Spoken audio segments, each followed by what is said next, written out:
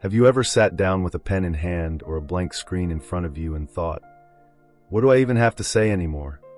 If that's you, especially if you're over 60, I want you to know you have more to say now than ever before. Because the truth is, after 60, we're not just older, we're deeper, richer, wiser. And creative writing? It's one of the most powerful tools we can use to bring all of that to the surface.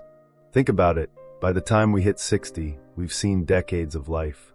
We've watched the world change, raised families, built careers, survived heartbreaks, celebrated victories.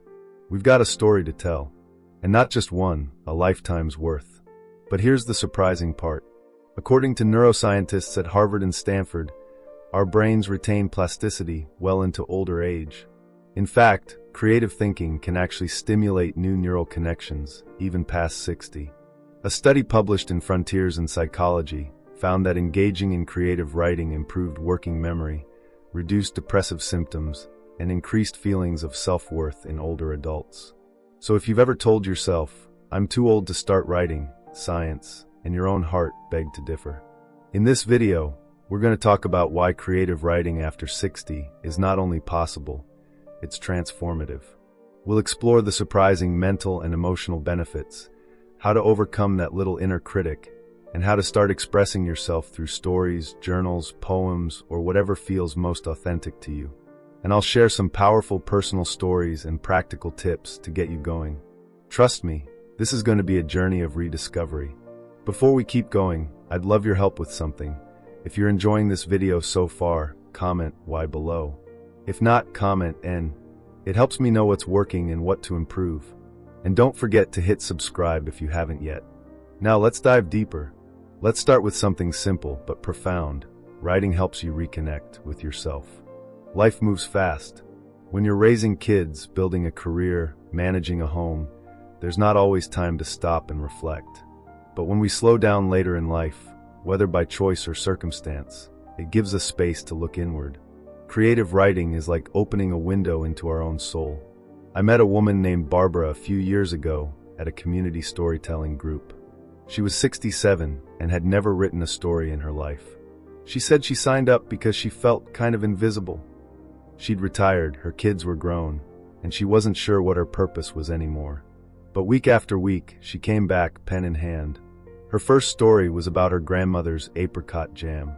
That story made us laugh, cry, and remember our own grandparents. And it sparked something in her. Today, Barbara writes a blog read by thousands of people her age, and she says it's the first time in decades she's felt truly alive. Here's the thing, writing gives you permission to be heard again, even if it's just by yourself. That in itself is healing. Now let's talk about something that stops so many people, the fear of doing it wrong.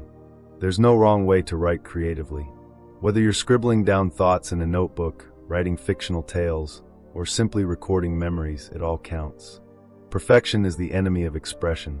In fact, a study published in Aging and Mental Health showed that seniors who participated in creative writing workshops reported greater confidence, less loneliness, and an increased sense of identity, even when their writing was kept private. Why? Because it wasn't about impressing anyone. It was about letting something out that had been buried inside. So if that little voice in your head says, "Who wants to hear what I have to say?" just know this, your story could be the one that helps someone else feel less alone. Here's a little exercise to try tonight, no pressure. Set a timer for 10 minutes. Sit quietly and write a letter to your younger self. Don't worry about grammar, punctuation, or making it perfect. Just write what you wish someone had told you at 25, or 40, or 55. You might be surprised by what comes out. And remember, it's okay if it brings up emotion. In fact, that's the whole point. There's something else magical that happens with creative writing after 60. You start to see your life with fresh eyes. Sometimes we carry regrets or unanswered questions for years. But when we write, especially autobiographically, we give ourselves the chance to reframe those experiences. Not rewrite them, but understand them differently. It's like therapy, but gentler, and much more personal. My friend Joe, a retired teacher, told me he used to feel bitter about a failed business venture in his 50s. But when he wrote a short story loosely based on that time, told through the eyes of a fictional character, he said he finally felt peace. I understood myself, he said, in a way I never did when I was living it. That's the power of storytelling. It's not about escaping life, it's about diving into it. So whether you write poems that rhyme or journal entries that wander, whether you dream of publishing or just want to pass something down to your grandkids, what matters most is that you start. Because your voice matters, your perspective matters, and it's never too late to find joy in expressing it. In our next video, we'll talk about how to actually build a simple, sustainable writing habit, even if you've never written creatively before. We'll cover tools you can use, prompts that work like magic, and ways to silence that inner critic once and for all. You don't want to miss it, because the next step is where the fun really begins. Before we begin, I want to make one thing clear. This video is for informational purposes only and is based on publicly available research. Everyone's health is different, so always consult your doctor or a qualified healthcare provider before making any changes to your lifestyle, diet, or exercise routine. Scientific knowledge is always evolving, and what works for one person may not work for another. Now, if you watched the first part, you already know that writing isn't just about putting words on paper. It's about rediscovering your voice. And for many of us after 60, that voice might have been quiet for a long time. But once you find it again, something incredible happens. You begin to reconnect with parts of yourself that were waiting to be heard. So now the big question is, how do you start? The truth is, the hardest part isn't writing. It's starting. It's staring down that empty page and thinking, what now? Here's the good news. You don't need fancy notebooks, a degree in English, or even a big plan. All you need is a small, regular habit and a little curiosity. Let me tell you about Charles. He was 72 when he decided he wanted to write stories for his grandchildren. Nothing too big, just a few short bedtime tales. But every time he sat down to write, he froze. So I suggested he begin with something tiny. 5 minutes a day, no pressure, just a single memory or sentence. He started with, "When I was 6, I fell into a pond chasing a frog." That one line became a full story within a week. A month later, he'd written an entire collection, illustrated by his granddaughter. Today, he calls it the best gift he's ever given his family. And it all started with 5 minutes a day. See, the key is consistency, not perfection. Scientists call this the habit loop, a concept introduced by Charles Duhigg in his book The Power of Habit. When you repeat a behavior in the same context, your brain begins to automate it. So if you write for just 5 minutes every morning with your cup of tea, over time, your brain starts saying, "Oh, this is what we do now." Eventually, 5 minutes becomes 10, then maybe 20. And before you know it, you've filled pages with your thoughts, your memories, your heart. And what about writer's block? Let's be honest, it happens to everyone. But here's a little secret. Writer's block usually comes from self-judgment, not a lack of ideas. That's why writing prompts are such a powerful tool. Think of them like keys to unlock the doors in your memory. Here are a few you might try. A smell that reminds me of childhood is the moment I realized I was stronger than I thought. Something I wish someone had told me when I was younger. You don't have to stick to the prompt perfectly. Just let it take you somewhere unexpected. Some of the most beautiful stories begin when you allow yourself to wander. One of my favorite writing exercises is what I call the 10-year letter. Write a letter to yourself from the person you were 10 years ago. Then write a response from who you are now. It's a conversation between your past and present self, and it can be incredibly healing. In fact, research published in the Journal of Aging Studies shows that expressive writing helps older adults process life transitions, like retirement or loss, in a healthier way. The act of writing gives structure to complex feelings, and that structure helps us find meaning. Now let's talk about that inner critic. You know, the voice that says, "This isn't good enough," or "No one will care." Here's the truth. That critic is just fear in disguise. And fear is loudest when you're doing something brave. The best way to silence that voice: write anyway. Don't edit while you're writing. Don't pause to fix grammar or spelling. Just get the words out. The first draft is never the final one. Think of it like talking to a friend. You're not worried about perfect sentences. You're focused on the feeling, the connection. I remember helping a woman named Elaine, a retired nurse who wanted to write about her years working in hospice care. She worried that her stories were too heavy, too sad. But when she finally shared one, it moved everyone in the room to tears. Because it was honest. Because it was real. She said, "I thought people wanted happy stories, but what they really want is truth." And she was right. That brings me to another important point. You don't have to share your writing if you don't want to. Some people write for publication, others write for healing, some write just for their family. You get to choose your audience, or none at all.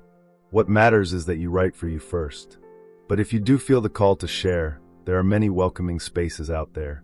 Local writing groups, online forums like Scribophile or Reddit's are /writing community, and even senior centers often host storytelling circles or poetry readings.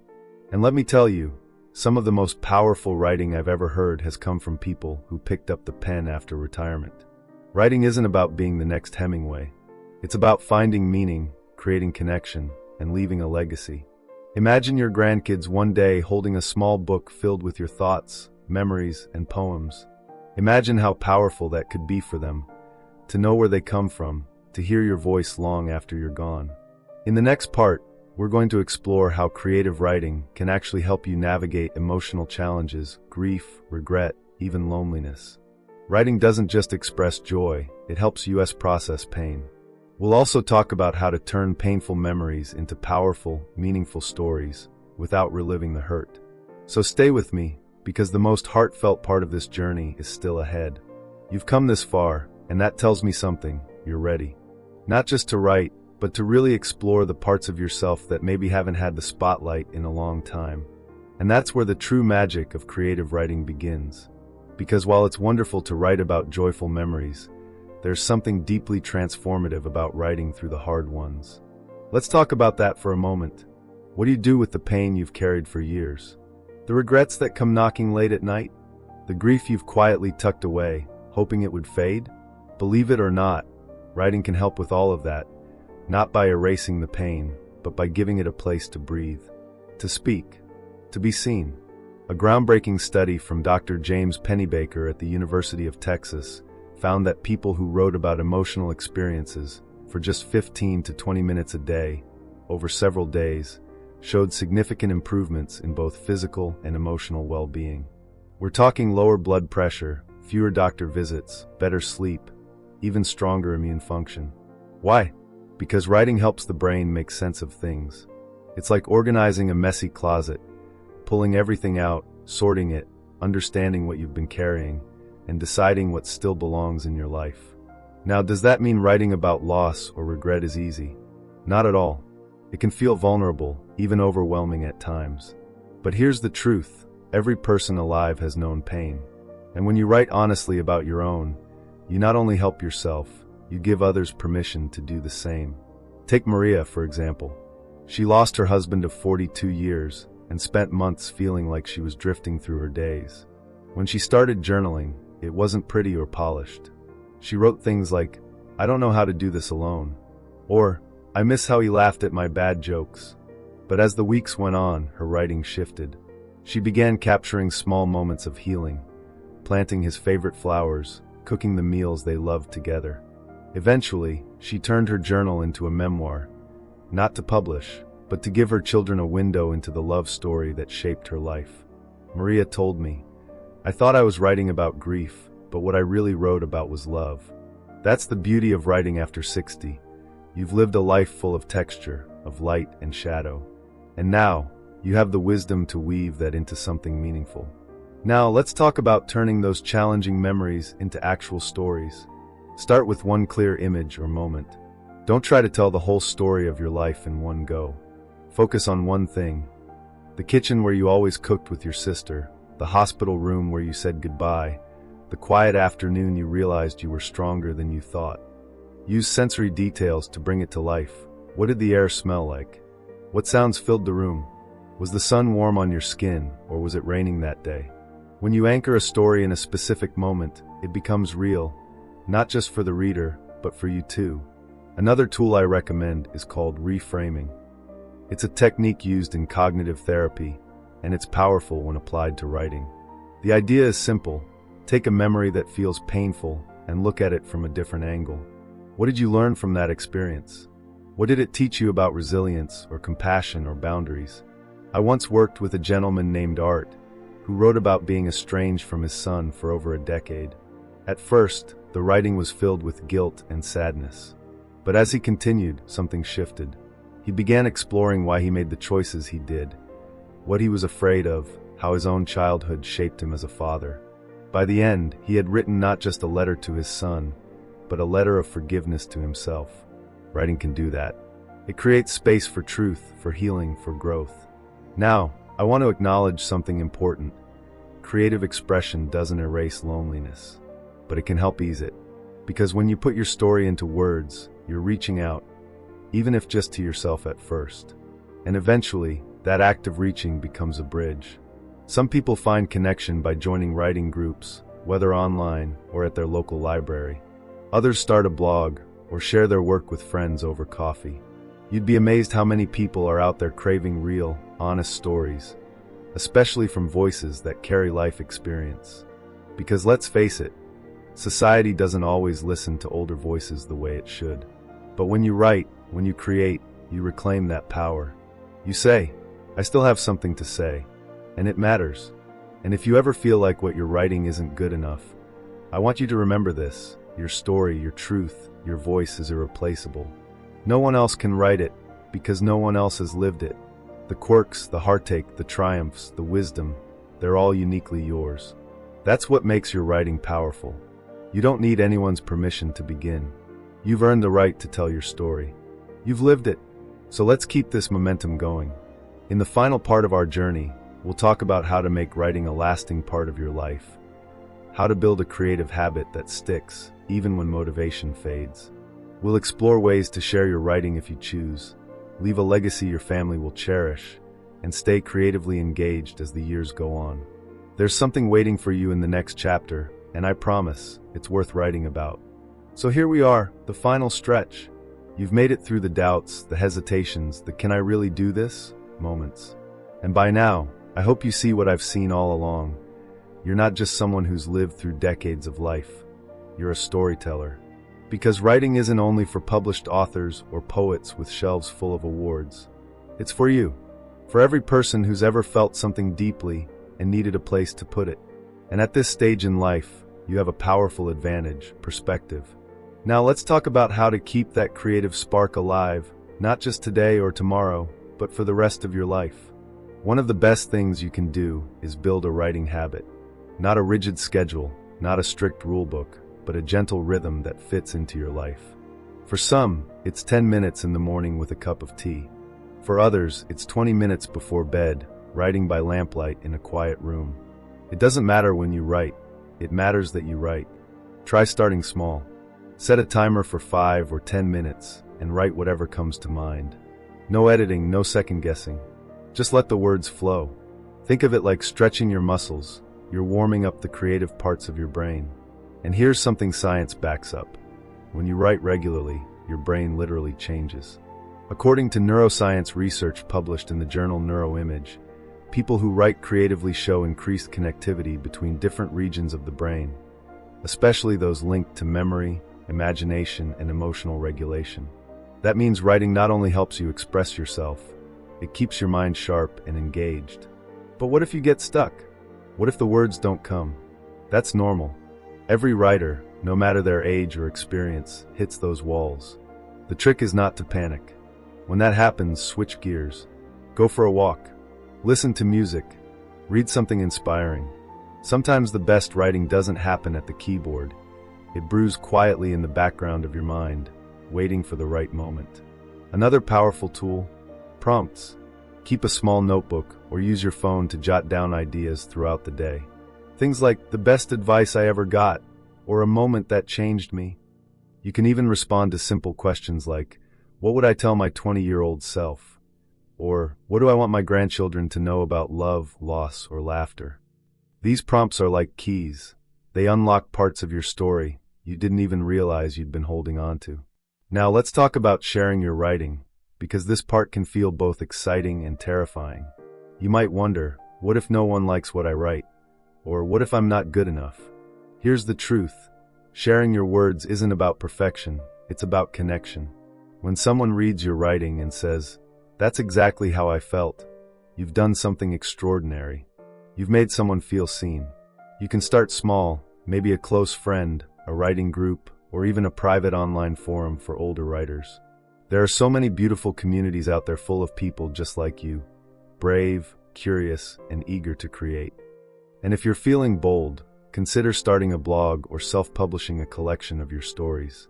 With platforms like Substack or Medium, you can share your writing with the world at your own pace and on your own terms. But even if you never publish a single word publicly, writing still has incredible value. Think of it as a legacy, a gift you leave behind. Imagine your children or grandchildren one day finding a journal filled with your thoughts. Not just the big events, but the little details, the recipes you loved, the books that moved you, the memories that shaped your spirit. That's not just writing. That's immortality. I once met a woman named Elsie, who spent every Sunday afternoon writing letters to her future great-grandchildren. She didn't know if they'd ever read them, or when, or even if they'd be born in her lifetime. But she wrote anyway, about how she fell in love, how she dealt with grief, what she learned about kindness, patience, and trust. She said, "Maybe one day when they're feeling lost, my words will find them and say, 'You're not alone.'" That's what writing can do. It transcends time. So as we wrap up, I want to leave you with a few takeaways. First, your voice matters. At 60, 70, 80, you're not too late. You're right on time. Second, start simple. A notebook, a pen, a few quiet minutes. That's all it takes to begin. Third, don't write to impress. Write to connect with yourself, with others, with the life you've lived and the wisdom you hold. And finally, keep going. The words won't always come easily. Some days they'll flow, and other days they'll hide.